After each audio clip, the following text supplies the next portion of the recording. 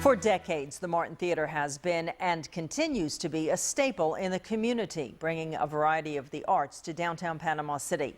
This November, the theater is celebrating its 80th birthday. We wanted to take a trip down memory lane for the big celebration and take a look at the theater's history, what the future holds, and how much this iconic place means to Bay County. News 13's Megan Gannon has more in tonight's special report. From concerts to theatrical shows, from wedding receptions to political rallies, even a shooting range, this place has seen it all. It's a landmark for downtown Panama City. This is the Martin Theater. The Martin Theater was originally built in 1936, and it was meant to be one of the movie palaces that they built in the late 30s. The theater opened on November 23, 1936, and it was originally called the Ritz. Now, it was the golden age of the motion picture industry, but when World War II came, movies changed, and so did the Ritz. It hosted large war bond sales rallies where locals could see actual Army Corps planes and the occasional Hollywood star. If you come into the theater, you can see all sorts of pictures where you see the airplanes. They would actually bring the airplanes in and land them on Harrison, and that was one of the big pay your nickel, and you got to go look at the airplane and stuff, and that's one of the ways they raise money. Now, if these walls could talk, they'd brag about all the stars that have appeared here both before and after the war. Of course, everyone knows that Clark Gable was here. There was a cowboy, Bob Elliott. He was really famous for his cowboy movies. He came by. In the early 1950s, the Martin family bought the Ritz and changed the name to be forever known as the Martin Theater. The Ritz Theater, the Martin Theater, has been here for the whole time that we grew up.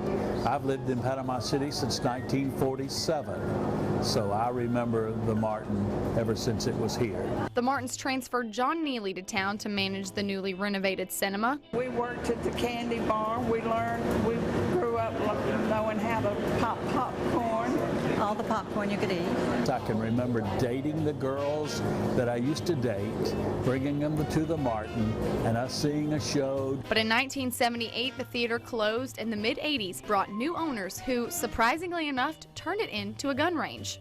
That was when they took out all the seats and took pot shots at little broom silhouettes that were out sitting where the seats were. Now, in the late 80s, the old Martin got a chance at a new life. Downtown Improvement Board Chairman Mac Lewis spearheaded a renovation for a multi-use entertainment facility. The new theater reopened in 1990. And as they say, the rest is history. That history has been the foundation for some of the efforts to revitalize the downtown area. And so that's what we hope we are. We hope we are a landmark for downtown. It brings not only local talent and gives our children in the schools an opportunity to participate, but it has expanded to where we bring in traveling groups from all over the country. We've had some wonderful groups. If I started naming them, it'd go on forever. And despite the ups and downs, the Martin Theater has become an iconic symbol. It's had a long row. It truly has, but it's been fun.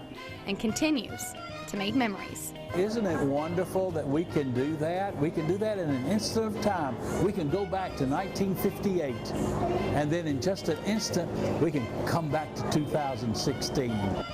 Cheers to the Martin Theater. Thank you for 80 entertaining years and all the cherished memories. And here's to many more years entertaining in Bay County. Now I gotta go. The show's about to start. Thank you, Megan.